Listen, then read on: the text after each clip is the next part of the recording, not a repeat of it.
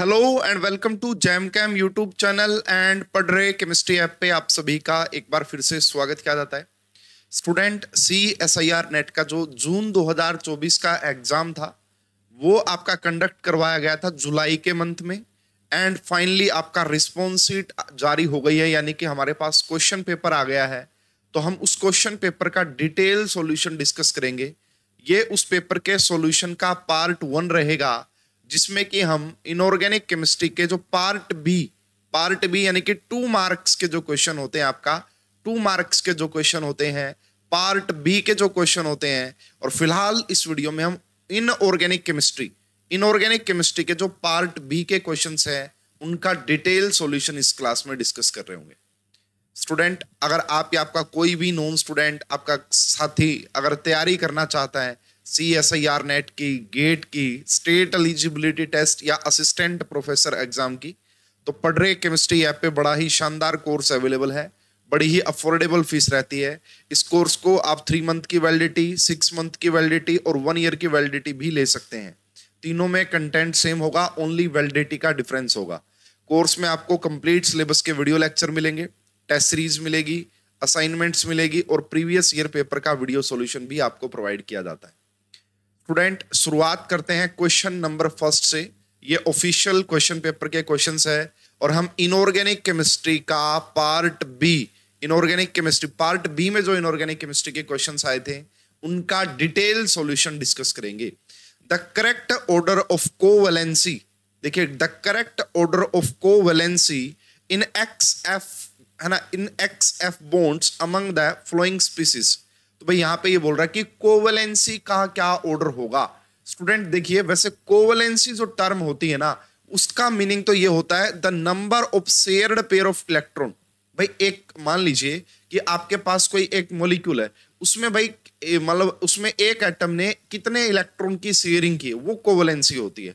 But यहाँ पे मेरे हिसाब से वो कोवैलेंट करैक्टर पूछना चाह रहा है कि आपको यहाँ पे बताना जो HCF बॉन्ड है, जैसे कि यहाँ पे सिलिकॉन का एंड फ्लोरीन का जो बॉन्ड हो गया, इसी प्रकार फास्फोरस एंड फ्लोरीन का जो बॉन्ड हो गया, इसी प्रकार सल्फर और फ्लोरीन का जो बॉन्ड हो गया, एंड आयोडीन एंड आपका फ्लोरीन का बॉन्ड हो गया। इसमें बताइए कोवैलेंट करैक्टर का ऑर्डर बताना है आपको, कोवैलेंट करैक्टर का ऑर्डर। स्टूडेंट, आपको केमिकल बॉन्डिंग में फजान्स रूल के बारे में पढ़ाया जाता है। तो फजान्स रूल यही बताता है कोवैलेंट करैक्टर इन आयोनिक कंपाउंड, है ना। तो भाई उसमें एक पॉइंट ये आता है निकल के कि जो आपका कोवैलेंट करैक्टर होता है वो directly proportional, covalent character is directly proportional to charge on the ions. जितना ज्यादा चार्ज होगा कैटायन पर, जितना ज्यादा चार्ज होगा एनायन पर, उतना ज्यादा कोवैलेंट करैक्टर होगा। अगर यहाँ पे देखा जाए IF7 में +7 ऑक्सीडेशन स्टेट इसकी रही होगी, यहाँ पे +6 ऑक्सीडेशन स्टेट रही होगी, यहाँ पे +5 ऑक्सीडेशन स्टेट रही होगी और यहाँ पे +4 ऑक्सीडेशन स्टेट रही होगी। और दूसरी बात ये भी बोला जाता है कि जो कोवैलेंट करैक्टर होता है that is inversely proportional to size of cation, है ना। दूसरी बात क्या बोली जाती है कि जो कोवैलेंट करैक्टर होता है that is inversely proportional to size of cation. तो स्टूडेंट देखिए, आयोडीन के पास +7 ऑक्सीडेशन स्टेट है, +7 का पॉजिटिव चार्ज है। जितना ज्यादा स्टूडेंट, जितना ज्यादा क्या होता है पॉजिटिव चार्ज, उतना साइज कम होता है। तो यहां से अगर थोड़ा सा रिलेट किया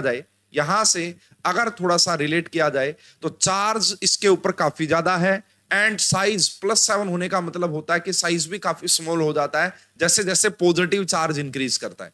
तो वैसे charge is the dominating factor. अगर चार्ज ज्यादा है तो कोवैलेंट करैक्टर भी ज्यादा होगा, अगर चार्ज ज्यादा है तो कोवैलेंट करैक्टर भी ज्यादा होगा। अगर आप इसको इस टर्म से सोचते हैं कि कोवैलेंसी का मतलब कोवैलेंट करैक्टर के बारे में जानना चाह रहा है, क्योंकि पर्टिकुलर बोला गया ना यहाँ पे XF बॉन्ड्स, है ना। लेकिन स्टूडेंट इससे एक तो ये रिलेशन आप बना सकते हैं। दूसरी जो रिलेशन यहाँ पे बन सकती है भाई, अगर आपको IF7 की स्ट्रक्चर के बारे में पता हो तो IF7 की स्ट्रक्चर होती है पेंटागोनल बाई पिरामिडल, है ना। ये आपका क्या बन गया, एक पेंटागोनल बन गया भाई। क्या बन गया ये आपका कुछ इस टाइप से, एक क्या बन गया पेंटा, और एक आई होता है इसके ऊपर और एक एफ होता है इसके ऊपर और ये। तो अगर आप इसकी कोवैलेंसी देखेंगे, कोवैलेंसी का मतलब क्या होता है कि कितने इलेक्ट्रॉन्स की शेयरिंग हो रखी है। तो देखो आयोडीन ने अपने 7 इलेक्ट्रॉन की शेयरिंग की हुई है ना, 1, उसके बाद 2, उसके बाद 3, उसके बाद 4, उसके बाद 5, उसके बाद 6, उसके बाद 7। अगर आप कोवैलेंसी देखें तो यहां पे सबसे ज्यादा कोवैलेंसी आएगी, यहां पे और कम हो गई, यहां पे और कम हो गई, और यहां पे और कम। यानी कि यहां पे जो कोवैलेंसी है वो 7 है, यहां पे जो कोवैलेंसी है वो 6 है, यहां पे जो कोवैलेंसी है वो 5 है, एंड यहां पे जो कोवैलेंसी है वो 4 है। जो दोनों टर्म से, जिस भी टर्म से, क्योंकि कोवैलेंसी का मीनिंग यही होता है कि शेयर्ड पेयर ऑफ इलेक्ट्रॉन में कितने इलेक्ट्रॉन की शेयरिंग की है। आयोडीन ने अपने 7 इलेक्ट्रॉन की शेयरिंग की हुई है, इसलिए उसकी कोवैलेंसी 7 होगी। SF6 में सल्फर ने 6 की शेयरिंग की हुई है, इसलिए उसकी कोवैलेंसी क्या होगी? 6। चाहे आप इस पॉइंट ऑफ व्यू से सोच लीजिए स्टूडेंट, हालांकि अगर ये पॉइंट ऑफ व्यू होता तो कोवैलेंट कैरेक्टर मेंशन करता। इसका जो करेक्ट आंसर बनता है वो ऑप्शन नंबर फर्स्ट बनता है, और यही इसका करेक्ट आंसर भी दिया गया है टेंटेटिव आंसर की में। यही इसका करेक्ट आंसर भी दिया गया है टेंटेटिव आंसर की में। होप कि आप सभी को समझ में आ गया होगा। क्वेश्चन नंबर 2 पे चलते हैं भाई। क्वेश्चन नंबर 2 देखिएगा भाई, ऐसा ही क्वेश्चन आपका पूछा गया था, सेंट्रल पोल्यूशन कंट्रोल बोर्ड का एग्जाम हुआ था 2023 में, IIT दिल्ली के द्वारा कंडक्ट करवाया गया था। सेम टू सेम इसी पैटर्न का क्वेश्चन CPCB में, लगभग ऐसा ही क्वेश्चन था। CPCB में सेंट्रल पोल्यूशन कंट्रोल बोर्ड का एग्जाम कंडक्ट करवाया गया था, वहां पे पूछा गया था। RERE बॉन्ड ऑर्डर के बारे में आपसे पूछा जा रहा है, तो स्टूडेंट देखिए समझ लेते हैं, कोई भी प्रॉब्लम नहीं होगी इस क्वेश्चन में। सबसे पहले हमें जो देखना है यहाँ पे, आप सभी को पता होगा स्टूडेंट यहाँ पे कि ये आपका सिग्मा होता है, उसके बाद आपका यहाँ पे पाई, क्वाड्रपल बॉन्डिंग में आपको पढ़ाया जाता है सब कुछ। यहाँ पे आपका डेल्टा होता है, उसके बाद आपका उसके बाद आपका यहाँ पे डेल्टा स्टार होता है, उसके बाद आपका यहाँ पे पाई स्टार होता है, और सबसे ऊपर आपका यहाँ पे सिग्मा स्टार होता है। इस तरीके से आपको इलेक्ट्रॉन भरने होते हैं स्टूडेंट। ये BMOs होते हैं, बॉन्डिंग मोलिकुलर ऑर्बिटल, और ये आपका ABMOs होते हैं, एंटी बॉन्डिंग मोलिकुलर ऑर्बिटल। आ गई बात समझ में? अब सबसे पहले देखिएगा, हम इसी की बात कर लेते हैं। देखिए यहाँ पे लिखा हुआ Re2Cl8 है ना, Re2Cl8 के ऊपर 2 नेगेटिव का चार्ज है, 2 नेगेटिव का चार्ज है। तो स्टूडेंट यहाँ पे देखिए, अगर मैं 2Re की बात करता, अगर वो न्यूट्रल स्टेट में होते, न्यूट्रल होते, उनके ऊपर कोई चार्ज नहीं होता, तो क्या टोटल कितने इलेक्ट्रॉन आते? Re कहां पे आता है? मन तक रे। कहां पे आता भाई? मन तक रे मैग्नीज। तो कितने होते? एक के पास 7 होते हैं, तो 2 के पास 14 इलेक्ट्रॉन होते, 2 के पास 14 इलेक्ट्रॉन होते। बट यहां पे अगर आप इसकी ऑक्सीडेशन स्टेट देखेंगे, इसको अगर आप 2Re मानते हैं, क्योंकि 2 है, 2Re माइनस में 8 एंड बाहर है माइनस का 2, अगर आप इसको देखते हैं तो जो 2Re आएगा वो +6 ऑक्सीडेशन स्टेट में आएगा। किस में आएगा स्टूडेंट? +6 ऑक्सीडेशन स्टेट में आएगा। इसका मतलब क्या है? यहाँ पे 2Re यहाँ पे +6 ऑक्सीडेशन स्टेट में है, पहले वाले कॉम्प्लेक्स में, इस कॉम्प्लेक्स में। तो इस, अब देखो 6 इलेक्ट्रॉन कम कर दो, 8 इलेक्ट्रॉन हो गए। कितने इलेक्ट्रॉन हो गए स्टूडेंट? 8 इलेक्ट्रॉन। अब यहाँ पे भरिए 8 इलेक्ट्रॉन, 1, उसके बाद 2, उसके बाद 3, उसके बाद 4, 5, 6, 7 और 8। तो यहाँ पे आप देख सकते हैं, अगर हम बात करते हैं, यहाँ ऊपर लिखता चलूंगा भाई मैं, Re2Cl8 2 नेगेटिव। अगर आप इसका बॉन्ड ऑर्डर निकालेंगे तो क्या आएगा? 8 के 8 इलेक्ट्रॉन बॉन्डिंग में है। बॉन्ड ऑर्डर कैसे निकालते हैं? 1/2 number of electron in bonding minus anti bonding. तो यहां पे आप करेंगे 1/2 और यहां पे 8, यहां पे करेंगे 0, तो आपके पास जो बॉन्ड ऑर्डर आ जाएगा वो 4 आएगा। यानी कि इसका जो बॉन्ड ऑर्डर होगा वो आपका 4 होगा। अब दूसरा कॉम्प्लेक्स देखिएगा स्टूडेंट, यहां पे ध्यान से, दूसरे कॉम्प्लेक्स में क्या ऐसा लिखा हुआ है? Re2Cl4। ये वाला जो कॉम्प्लेक्स है ये न्यूट्रल होता है, इसके ऊपर कोई चार्ज नहीं होता है। ये वाला कैसा होता है? न्यूट्रल होता है, इसके ऊपर कोई चार्ज नहीं होता। कैसे? देखिएगा, अगर मैं बात करता हूं फास्फोरस के पास 5 वैलेंस इलेक्ट्रॉन होते हैं, 1 इलेक्ट्रॉन की शेयरिंग इस मिथाइल के साथ, 1 इलेक्ट्रॉन की शेयरिंग इस मिथाइल के साथ, और एक यहाँ पे क्या लगा हुआ? PH, और यहाँ पे एक क्या रहा होगा? Lone pair of electron. अगर कोई न्यूट्रल होता है तो उसका चार्ज उसके ऊपर, तो इसके ऊपर कोई चार्ज नहीं है यहाँ पे फिलहाल। तो मैं अगर यहाँ पे देखता हूं तो इसमें देखा जाए कि यहाँ पे जो आएगा सेकंड वाले में, इसके अंदर सेकंड जो है ये, तो यहाँ पे क्या आएगा? जो 2Re है वो किस में? देखो इसके ऊपर कोई चार्ज है नहीं, तो इसको मैं मान लेता हूं 2Re - 4 = 0। यानी कि यहाँ पे +4 ऑक्सीडेशन स्टेट आएगी, दूसरे वाले में +4 ऑक्सीडेशन स्टेट आएगी। टोटल इलेक्ट्रॉन कितने थे 14, अगर न्यूट्रल होता तो 4 कम कर दो 10 इलेक्ट्रॉन हो गए। कितने इलेक्ट्रॉन हो गए स्टूडेंट 10, 8 भर दिए थे, उसके बाद 9 और 10 कर दीजिए, 8 भर दिए थे 9 और 10 कर दीजिए, तो यहाँ पे 1/2 बॉन्डिंग वाले 8 हैं। अब एंटी बॉन्डिंग वाले 2 हो गए, अब एंटी बॉन्डिंग वाले 2 हो गए, तो इसका जो बॉन्ड ऑर्डर आएगा वो 3 आएगा। इस सेकंड वाले का जो बॉन्ड ऑर्डर आएगा वो आपका 3 बॉन्ड ऑर्डर आएगा 3। आई बात समझ में? तो पहले वाले का 4 आया था, दूसरे वाले का 3। इस कॉम्प्लेक्स को ध्यान से देखिएगा, इसमें ऐसा क्या किया गया है, देखिए बाकी कोई चेंजेस नहीं है। अगर यहाँ पे Cl नेगेटिव आया मतलब इसके ऊपर +1 का चार्ज रहा होगा, इस कोऑर्डिनेशन स्फीयर पे +1 का, तो अगेन यहाँ पे आप देखिए 2Re माइनस में 4, क्योंकि 4 क्लोरीन, इसके ऊपर कोई चार्ज होता नहीं है, इज इक्वल टू +1, यानी कि यहाँ पे जो 2Re होंगे वो +5 ऑक्सीडेशन स्टेट में होंगे। यहां पे जो 2Re होंगे वो +5 ऑक्सीडेशन स्टेट में होंगे। आई बात समझ में? तो स्टूडेंट अगर आप यहां पे बात करते हैं तो 2Re और यहां पे +5 ऑक्सीडेशन स्टेट का मतलब होता है 9 इलेक्ट्रॉन, और 9 इलेक्ट्रॉन का मतलब होता है 1/2। बॉन्डिंग में तो 8 ही हैं, बॉन्डिंग में तो 8 ही हैं, और अब एक एंटी बॉन्डिंग में होगा, क्योंकि 10 में से 1 कम कर दीजिए, तो ये आएगा 7। 7 को डिवाइड करोगे 2 से तो आ जाएगा 3.5। क्या आ जाएगा स्टूडेंट? 3.5। तो आपसे ये पूछा था Re बॉन्ड ऑर्डर क्या होगा, तो इसका 4, इसका 3, और इसका मैंने क्या बताया आपका 3.5। क्या आएगा इसका 3.5। इसका मतलब option number first is incorrect. इसका क्या होता भाई, इसका होता 3। Option number second is also incorrect. यहां पे 4 है, बिल्कुल सही है। ये इसका जो बॉन्ड ऑर्डर होता है वो 4 होता है, इसका जो बॉन्ड ऑर्डर है वो 3.5 होता है, और इसका जो बॉन्ड ऑर्डर है वो 3 होता है। इस क्वेश्चन का करेक्ट आंसर आना था ऑप्शन नंबर 2। इस क्वेश्चन का करेक्ट आंसर आना था ऑप्शन नंबर 2। होप कि आप सभी को काफी अच्छे से समझ में आ गया होगा। अगर बॉन्ड लेंथ पूछता तो bond length is inversely proportional to bond order. अगर इसका बॉन्ड ऑर्डर सबसे ज्यादा है तो इसकी बॉन्ड लेंथ सबसे कम होगी, इसकी बॉन्ड लेंथ सबसे कम होगी। स्टूडेंट होप कि ये क्वेश्चन आपको काफी अच्छे तरीके से समझ में आ गया होगा, और भाई कंसेप्ट में पढ़ाया गया था। ये एक ऐसा क्वेश्चन है, मतलब काफी क्वेश्चन ऐसे जो आपको पढ़ाए गए थे। ऑर्गेनोमेटालिक केमिस्ट्री ऐसी है जो आप अच्छे से अटेम्प्ट कर सकते थे, चीजें करवाई हुई आई थी ऑर्गेनोमेटालिक केमिस्ट्री में। ठीक है, तो इस क्वेश्चन का करेक्ट आंसर आना था ऑप्शन नंबर 3। होप कि आप सभी को समझ में आ गया होगा। अब हम क्वेश्चन नंबर 3 पे चलते हैं भाई। Question number 3 again organometallic chemistry भर भर के पूछिए भाई आपसे। The high kinetic stability of chromium norbornyl 4 is due to. देखिए भाई ये स्ट्रक्चर है क्या बेसिकली। अगर मैं बात करता हूं, ये रहा जी आपका क्रोमियम, और उसके बाद अगर हम यहाँ पे बात करते हैं क्रोमियम मेटल हो गई, और ये वाला जो कॉम्प्लेक्स होता है आपके पास, ये वाला कॉम्प्लेक्स, यहाँ पे ये क्रोमियम जुड़ा हुआ है। ये कह रहे हैं जी इस, हालांकि यहाँ पे 4 लगे होंगे, मैंने जस्ट एक नॉर्बोराइल यहाँ पे दिखाया है। यहाँ पे ऐसे ही एक और लगा होगा, ऐसे ही एक और लगा होगा, ऐसे ही एक और लगा होगा।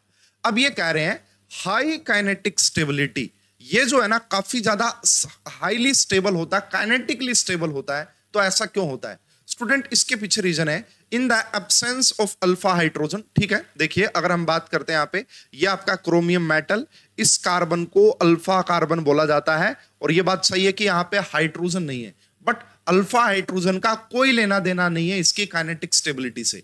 अब देखिए अल्फा के बाद यहाँ पे बीटा, ये आपका बीटा हाइड्रोजन हो गया यहाँ पे बीटा हाइड्रोजन। तो इस क्वेश्चन का जो करेक्ट आंसर आएगा दैट इज ऑप्शन नंबर 2। आइए समझते क्या, the beta hydride elimination leading to bridge head olefin. देखिए स्टूडेंट यहाँ पे बेसिकली ऐसे कॉम्प्लेक्सेस जो easily beta hydride elimination show ना करें, वो काइनेटिकली स्टेबल होते हैं, वो मतलब वो काइनेटिकली स्टेबल, वो रिएक्ट नहीं करते हैं। अब इसके पीछे रीजन क्या है?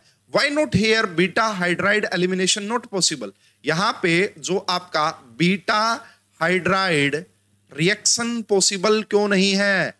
क्यों नहीं है बीटा हाइड्राइड रिएक्शन पॉसिबल? तो रीजन ये है, देखिए अब आप कहोगे जी इसके पास तो बीटा हाइड्रोजन है। अगर बीटा हाइड्रोजन है तो यहां पे आप सभी को पता होगा क्या होता भाई, ये वाला जो बेसिकली यहाँ, मतलब अगर आप इसको समझते हैं कि ये इलेक्ट्रॉन डेंसिटी यहां देता है और ये वाला हाइड्रोजन आगे यहां लग जाता है, अगर आप ऐसा करते तो आपको क्या देखने को मिलता? ब्रिज हेड पोजीशन पे डबल बॉन्ड आ जाता, यहां पे आपका डबल बॉन्ड बनता, और ब्रिज हेड पोजीशन पे अकॉर्डिंग टू ब्रिडेट्स रूल ना, अकॉर्डिंग टू ब्रिडेट्स रूल, तो ये आपका हाईली अनस्टेबल होता है। क्यों? क्योंकि इससे पूरा कंपाउंड क्या हो जाता है भाई, पूरा कंपाउंड आपका डिस्टर्ब। क्यों? sp2 हाइब्रिडाइजेशन आ नहीं सकती है ब्रिजहेड पोजीशन पे, फिर तो ये स्ट्रक्चर ही एग्जिस्ट नहीं करेगी, ये कंपाउंड ही एग्जिस्ट नहीं करेगा। समझ में आई बात? तो इस कंपाउंड की काइनेटिकली स्टेबिलिटी होने के पीछे रीजन है कि यहां पे बीटा हाइड्राइड एलिमिनेशन पॉसिबल नहीं है। और वो पॉसिबल क्यों नहीं है? क्योंकि ब्रिज हेड पोजीशन पे डबल बॉन्ड नहीं बन सकता है ना, अनस्टेबल होता है वो। समझ में आई बात? तो इसके पीछे जो रीजन दिया जाता है दैट इज ऑप्शन नंबर 2। पढ़ाया जाते हैं ऐसे क्वेश्चंस भी। Absence of vacant coordination site, ऐसा कुछ नहीं है यहाँ पे। इस क्वेश्चन का करेक्ट आंसर आना था option number 2। Option number 2। Question number 4 देखिए, बायो इनऑर्गेनिक केमिस्ट्री। और भाई देखो काफी मतलब ऑप्शंस ऐसे हैं जो आप 2 ऑप्शन को एलिमिनेट करेंगे, उसके बाद 2 ऑप्शंस आपके रह जाते हैं, है ना। उसमें बड़ी कंफ्यूजन हुई है इस बार।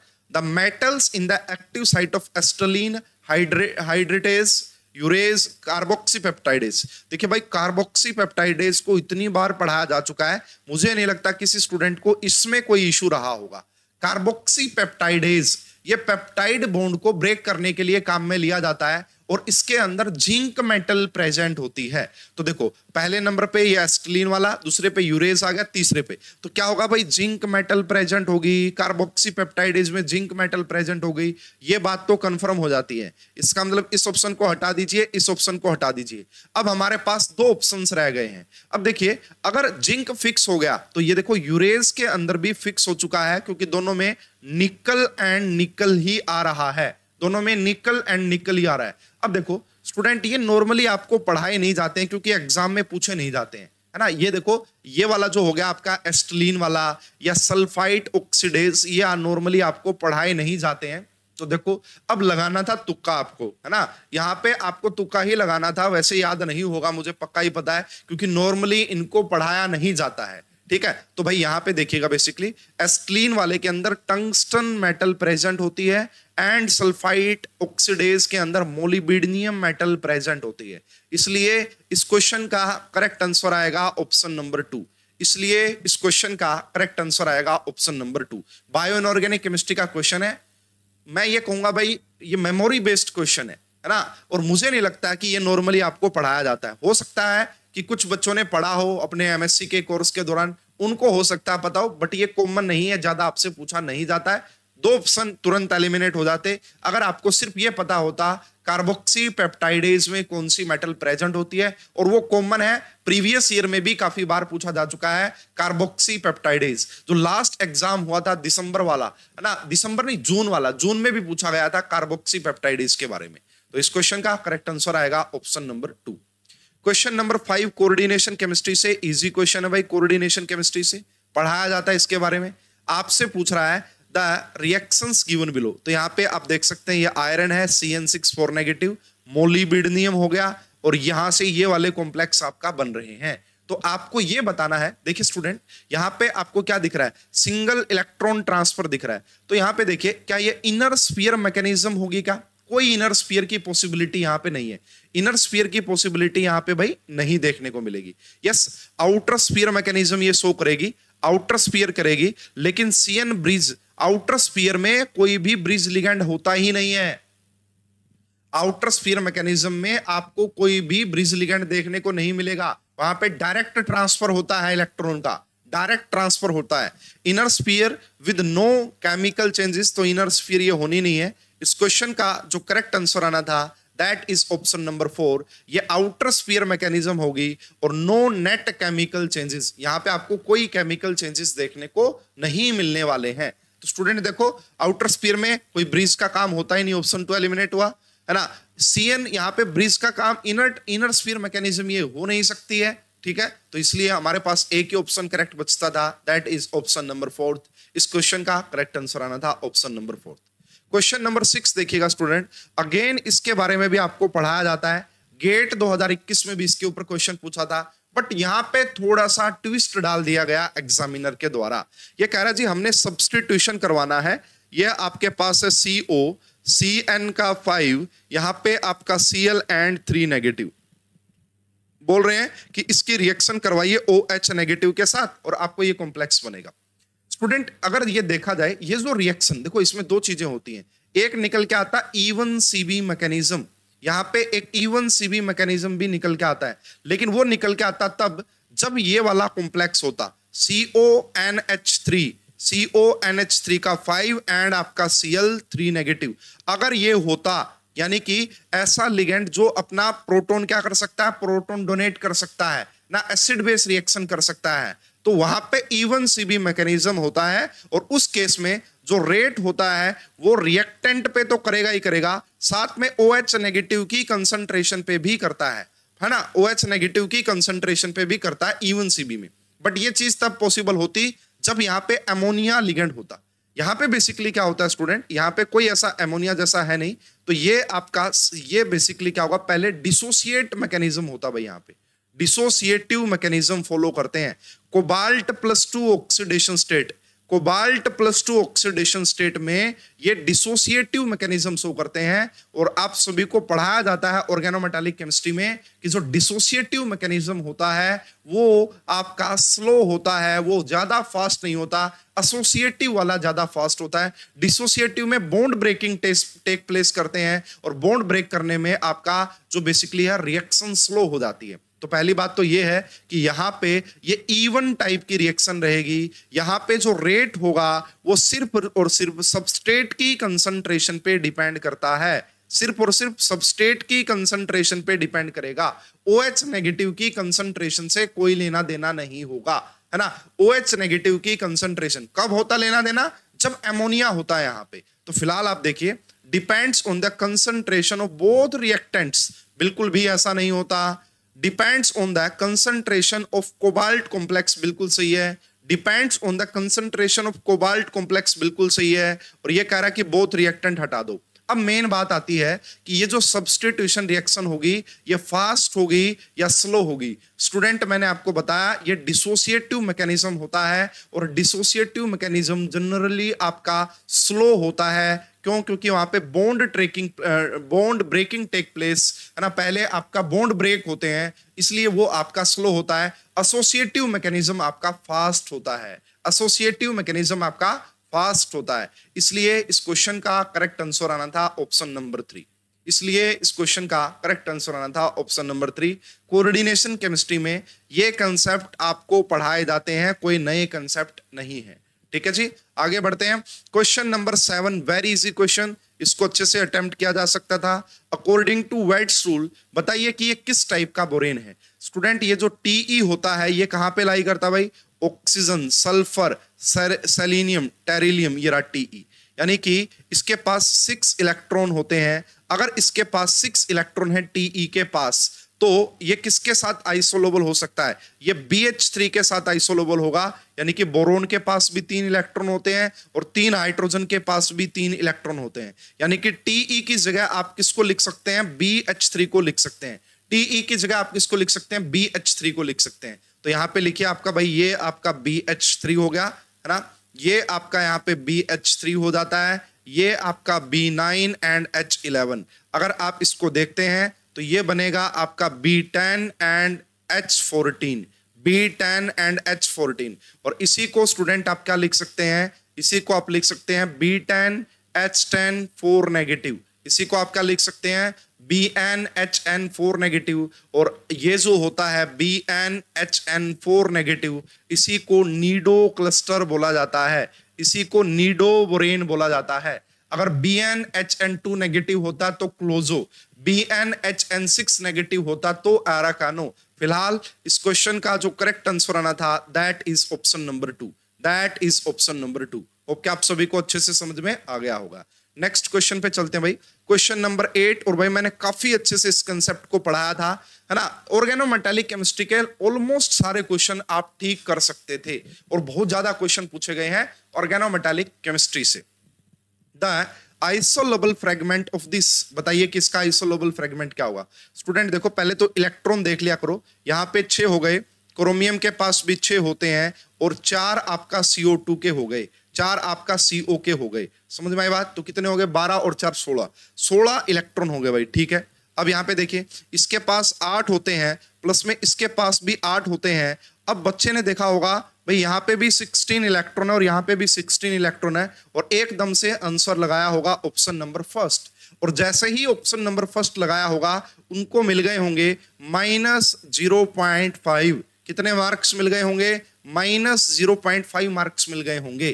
क्यों क्यों ऐसा क्या हुआ स्टूडेंट? मैंने काफी डिटेल में इस कंसेप्ट को पढ़ाया था और बिल्कुल वही पूछा। वैसे ऐसा क्वेश्चन पूछा जा चुका है पहले, वो 4 मार्क्स में पूछा था, इस बार ये 2 मार्क्स में पूछा है। द आइसोलोबल फ्रेगमेंट, ठीक है। देखिए स्टूडेंट, भले ही यहाँ पे 16 इलेक्ट्रॉन है, लेकिन आप एक बार सारे ऑप्शंस को चेक कीजिए। अब देखो, कार्बन के पास 4 और 3 7 और एक पॉजिटिव का मतलब 6, तो 6 इलेक्ट्रॉन वाला भी तो आइसोलोबल हो सकता है ना। अभी आप सिर्फ फर्स्ट पे क्लिक मत कीजिए, आप एक बार सारे ऑप्शंस चेक कीजिए, है ना। तो 6 इलेक्ट्रॉन वाला भी आइसोलोबल हो सकता है इसके साथ, ठीक है। एक बार मैं इलेक्ट्रॉन से बता रहा हूं, ये 5 और ये आपका 7 12 और 6 18, ये तो पक्का नहीं हो सकता। 5 और 7 12, है ना, और 6 18, ये तो हो नहीं सकता। और ये भी नहीं हो सकता क्योंकि 4 और 3 7 आ गए। अब स्टूडेंट, इन दोनों में से आपको बताना कि कौन सा करेक्ट आंसर होगा और क्यों।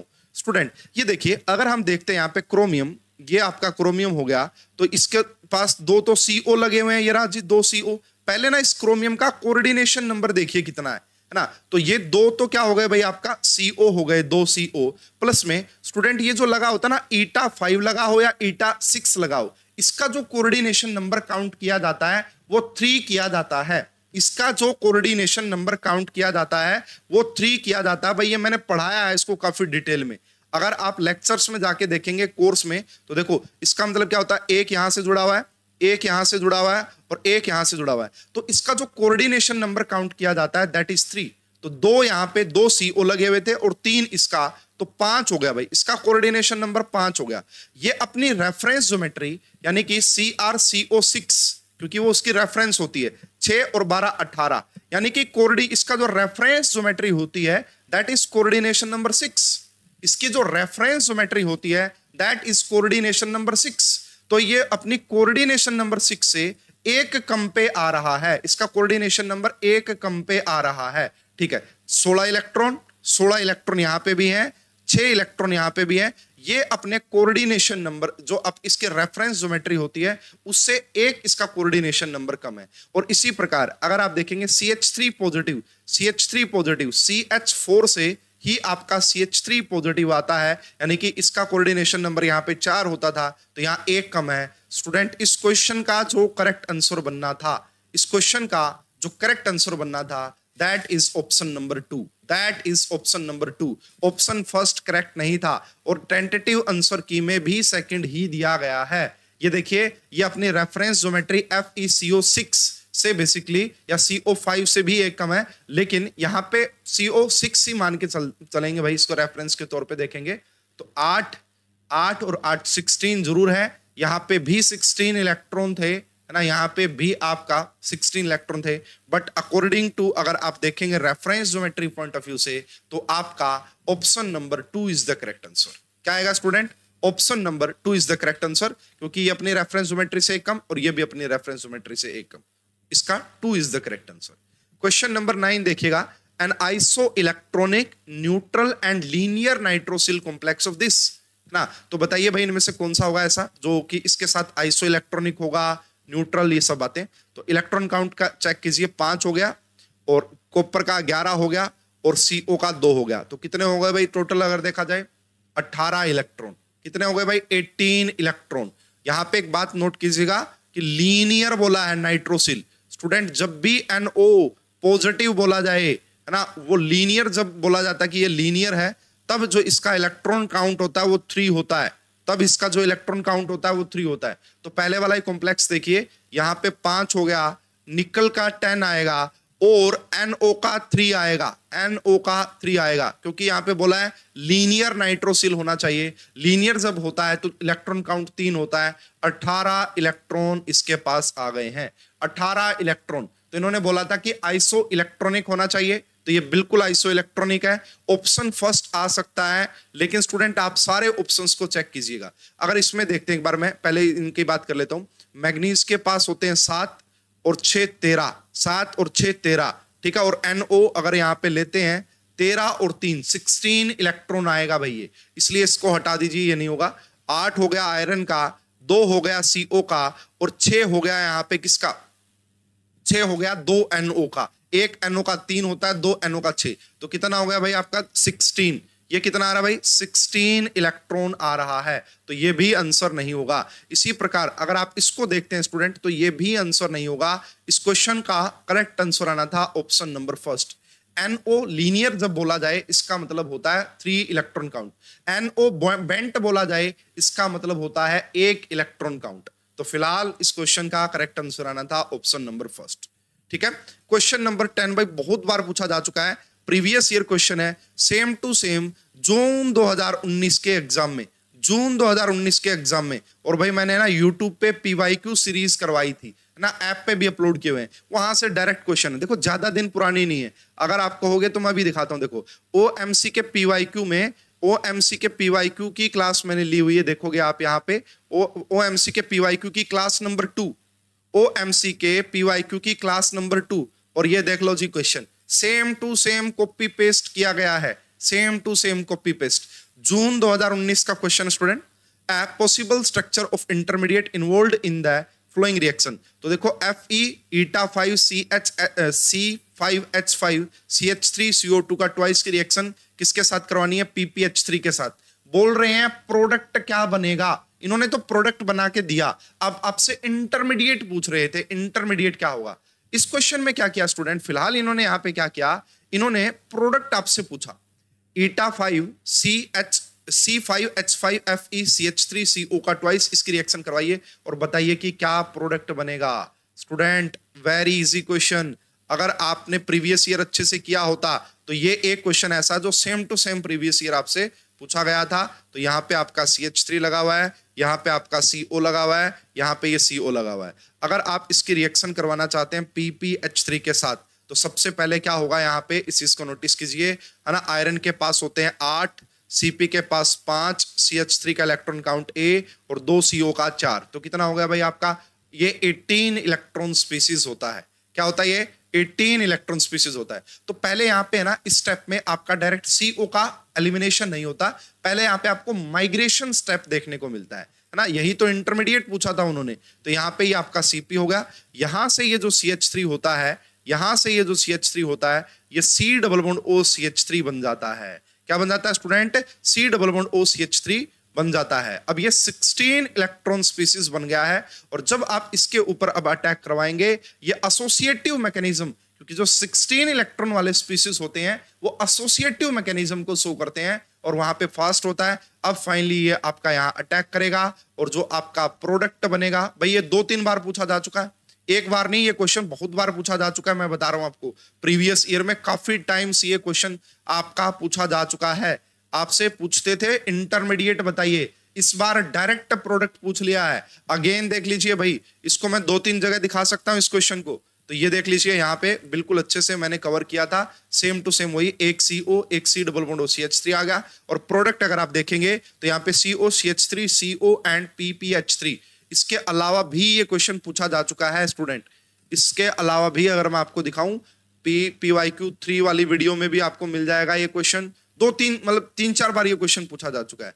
अगर मैं आपको 3 वाली दिखाता हूं तो यहाँ पे भी मैं दिखाऊंगा कि इस क्वेश्चन को पढ़ाया गया था, एक्सप्लेन किया गया था। और वो जो भाई आपका क्वेश्चन है ना, ये देखो आइसोलोबल एनालॉगी वाला, आइसोलोबल एनालॉगी वाला, ये भी एक्सप्लेन किया जा चुका है, ये भी एक्सप्लेन। तो PYQ से बड़ी हेल्प मिली होगी भाई स्टूडेंट को, PYQ से जबरदस्त वाली हेल्प मिली होगी। और भाई रेगुलर बाकी बहुत सारी चीजें तो आपको कोर्स में करवाई ही गई थी, है ना, बहुत सारी चीजें तो आपको कोर्स में कवर करवाई गई थी।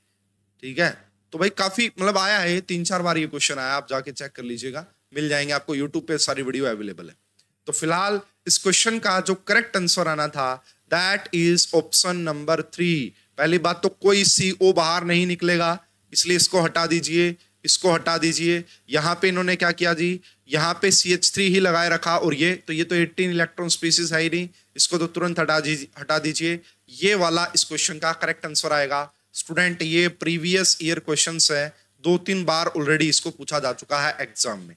ठीक है जी, आगे बढ़ते हैं। क्वेश्चन नंबर 11 देखिएगा भाई, काफी बढ़िया question from coordination chemistry. Coordination chemistry का काफी अच्छा क्वेश्चन है। मैच द फ्लोइंग, सभी बच्चों को यह पता होता है Mn+2 जो होता है वो Laporte all octahedral complexes, all octahedral complexes Laporte forbidden होते हैं, लैपोर्टे फॉरबिडन। एंड Mn+2 जो होता है वो आपका D5 हाई स्पिन होता है, Mn+2 D5 हाई स्पिन होता है, तो ये आपका स्पिन फॉरबिडन भी होता है। तो Mn+2 जो होता है ये लैपोर्टे भी फॉरबिडन होता है एंड ये स्पिन भी फॉरबिडन होता है, इसलिए ये लेस इंटेंस होता है, लेस इंटेंस या लीस्ट इंटेंस आप इसको बोल सकते हैं। क्या बोल सकते हैं? लीस्ट इंटेंस आप इसको बोल सकते हैं। उसके बाद देखिएगा स्टूडेंट इसमें ध्यान से, तो ये बात समझ में आई कि जो डी है डी वो लीस्ट इंटेंस होगा, और लीस्ट इंटेंस का मतलब है ऑप्शन नंबर 2, ऑप्शन नंबर 2 0.02। तो ऑप्शन नंबर डी का 2 दो ऑप्शन में आ रहा है भाई, डी का 2 दो ऑप्शन में आ रहा है, तो इसलिए इसको हटा देते हैं, इसको हटा देते हैं। अब ए का अपने आप कंफर्म हो गया कि 3 आएगा। देखिए स्टूडेंट दिस इज Ti+4, और Ti+4 का मतलब होता है 0, डी में 0। अगर डी में 0 है तो ये शो करेगा MLCT, सॉरी ये शो करेगा LMCT, ligand to metal charge transfer, ligand to metal charge transfer. And student जो चार्ज ट्रांसफर होते हैं वो आपका हाईली इंटेंस होते हैं, वो आपका हाईली इंटेंस होते हैं। क्यों? क्योंकि वो लैपोर्टे भी अलाउड होते हैं, वो लैपोर्टे भी अलाउड होते हैं एंड वो आपका स्पिन भी अलाउड होते हैं, ये बात ध्यान रखिएगा। तो जो चार्ज ट्रांसफर होता है चाहे वो किसी टाइप का ही क्यों ना हो वो हाईली इंटेंस होते हैं। वैसे हमें पता लग गया था कि अगर आपने सिर्फ ये पता कर लिया ना कि डी का 2 आएगा, ए का 3 ही आ जाएगा, तो ए का 3 का मतलब ये आपका मोस्ट इंटेंस होगा, मोस्ट इंटेंस। अब बात आती है बी और सी में। स्टूडेंट दिस इज वेनेडियम+3, अगर ये वेनेडियम+3 है तो ये क्या होता है भाई आपका, तो ये डी के अंदर 2 इलेक्ट्रॉन है तो ये डी ट्रांजिशन शो करेगा। बट खास बात क्या आ गई यहां पे, आप देख सकते हैं कि ये ऑक्टाहेड्रल कॉम्प्लेक्स है तो ये लैपोर्टे फॉरबिडन होगा। क्या होगा? ये वाला जो है वो लैपोर्टे फॉरबिडन होगा, लैपोर्टे फॉरबिडन। वहीं पे अगर आप देखेंगे ये आपका टेट्राहेड्रल कॉम्प्लेक्स है, और जो टेट्राहेड्रल कॉम्प्लेक्स होते हैं वो लैपोर्टे पार्शियली अलाउड होते हैं ना, वो लैपोर्टे पार्शियली अलाउड होते हैं। स्पिन अलाउड दोनों होंगे बट टेट्राहेड्रल वाला कॉम्प्लेक्स लैपोर्टे पार्शियली अलाउड होगा, इसलिए टेट्राहेड्रल कॉम्प्लेक्स हाईली इंटेंस होते हैं as compared to octahedral complex जो कि डी ट्रांजिशन शो करते हैं। इसलिए सी की इंटेंसिटी ज्यादा होगी बी से। और यहां पे देखिए दूसरे नंबर पे जो इंटेंसिटी हाई आ रही है वो आ रही है 500 के करीब, वो आ रही है 500 के करीब, यानी कि सी का आएगा फर्स्ट, सी का आएगा फर्स्ट और बी का आएगा फोर्थ, बी का आएगा फोर्थ। इस क्वेश्चन का करेक्ट आंसर आना था ऑप्शन नंबर 4। इस क्वेश्चन का करेक्ट आंसर आना था option number 4।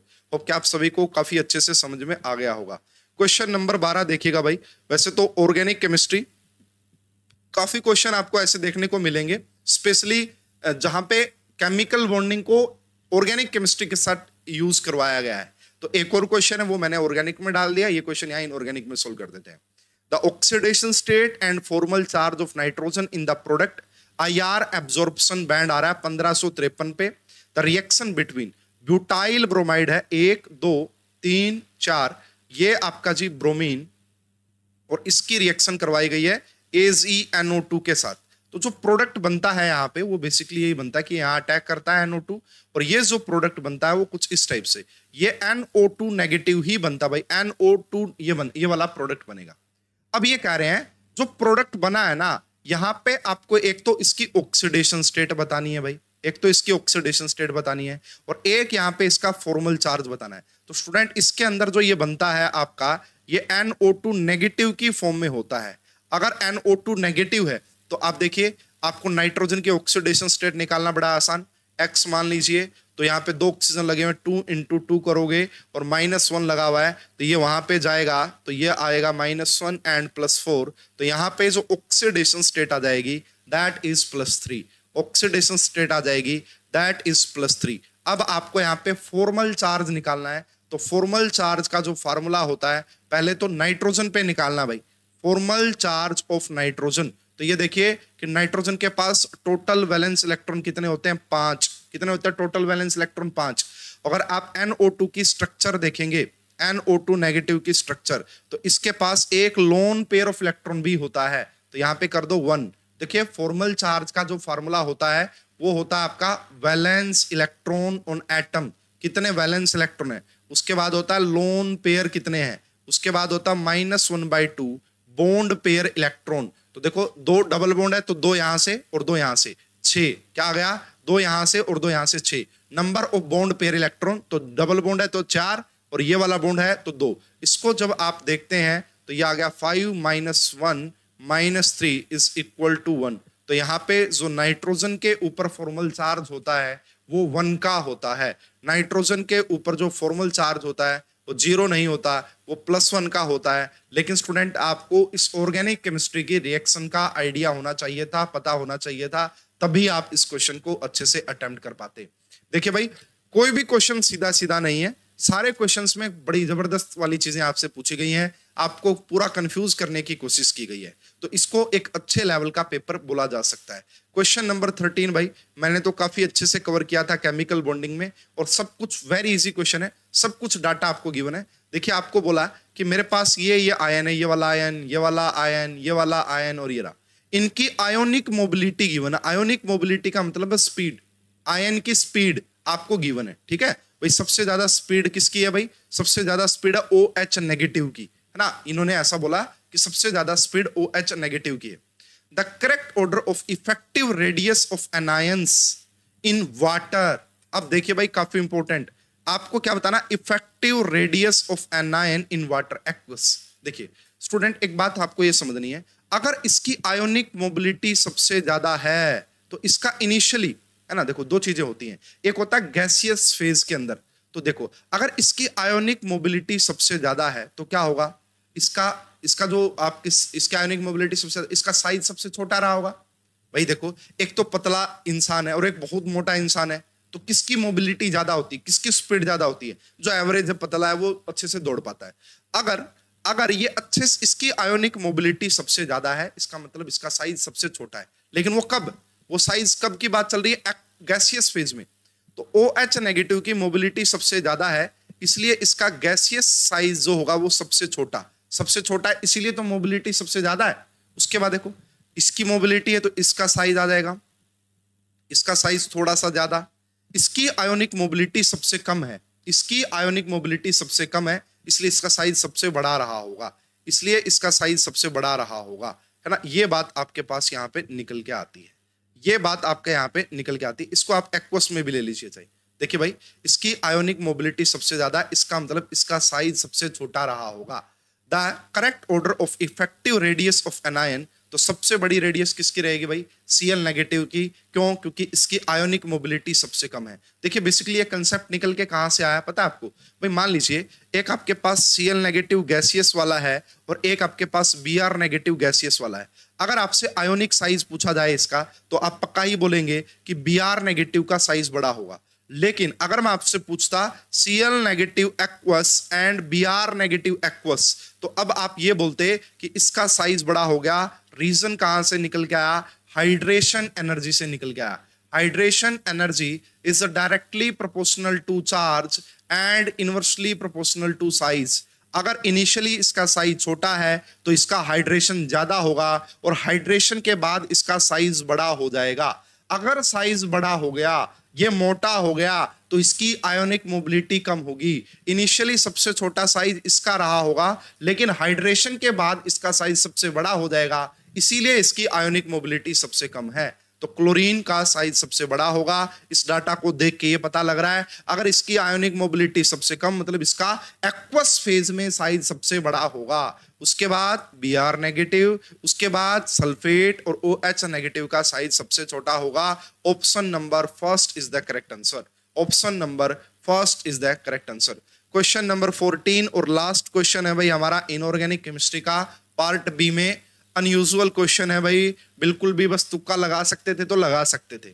In the upper atmosphere SF6 undergo photolysis, ये कह रहा भाई SF6 है और इसका आपने फोटोलिसिस करवाया है तो आपको कोई A स्पीसीज मिलेगा। अब ये कह रहा A स्पीसीज का आपने वापिस से क्या करवाया, इसकी ऑक्सीजन के साथ आपने कॉम्बिनेशन करवाया है तो आपको B मिलेगा। और ये जो B है ना, ये एक रेडिकल है, रेडिकल। तो स्टूडेंट इसके बारे में मैंने काफी बुक्स में देखा है, हालांकि ज्यादा इंफॉर्मेशन नहीं है। और मैं श्योर नहीं हूं कि यही इसकी एक्सप्लेनेशन होगी, बट मैं जितना इसको ढूंढ पाया हूं, रिसर्च कर पाया हूं इसके बारे में, तो मुझे जो एक्सप्लेनेशन लगती है मैं वो आपको बता रहा हूं।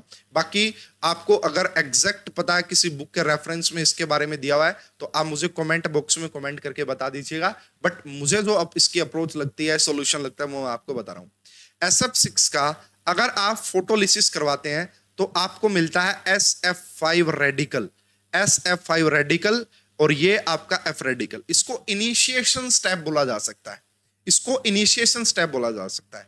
और जब भी आप SF5 रेडिकल, यही था ना ए स्पीसीज, उन्होंने बोला था कि SF5 रेडिकल जो है, जब आप इसकी रिएक्शन करवाएंगे O2 के साथ तो आपको B मिलेगा, और ये भी एक प्रकार से रेडिकल है। तो ये जो मिलता है ना, ये बेसिकली आपको ये वाला स्पीसीज मिलता है, ये आपको ये वाला स्पीसीज मिलता है, एंड प्लस में O रेडिकल बाहर निकल जाता है, एंड प्लस में, यानी कि इस रेडिकल ने इस ऑक्सीजन के अंदर रेडिकल को इनिशिएट कर दिया है।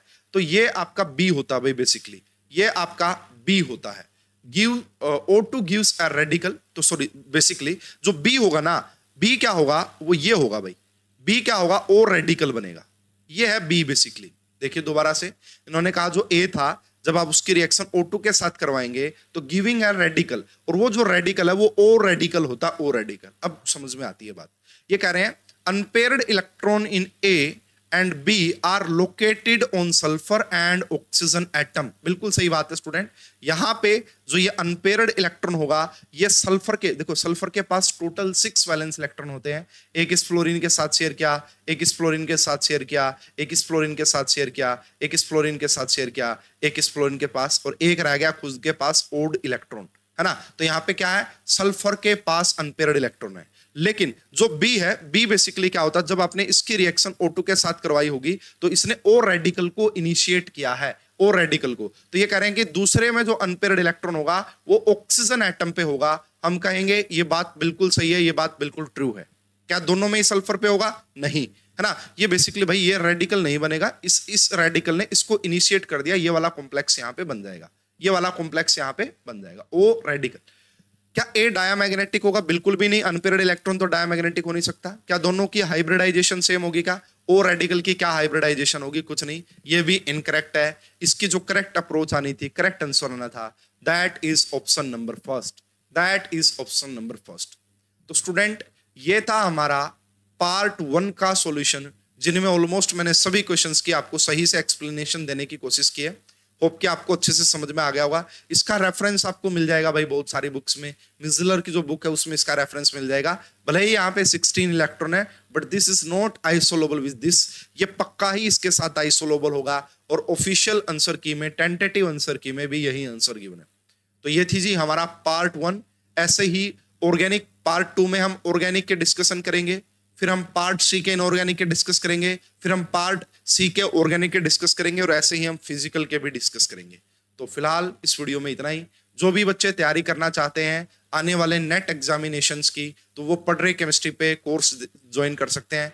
फ्री डेमो लेक्चर्स अवेलेबल हैं, पहले जाके आप फ्री डेमो लेक्चर्स देख लीजिए। अगर आपको कंटेंट सफिशिएंट लगता है, अच्छा लगता है, तो आप हमारा कोर्स भी ज्वाइन कर सकते हैं। स्टूडेंट ये वीडियो आपको अगर अच्छी लगी है, इन्फॉर्मेशनल लगी है, वीडियो को लाइक और शेयर कीजिएगा। ज्यादा अपडेट्स के लिए चैनल को सब्सक्राइब करके रखिएगा।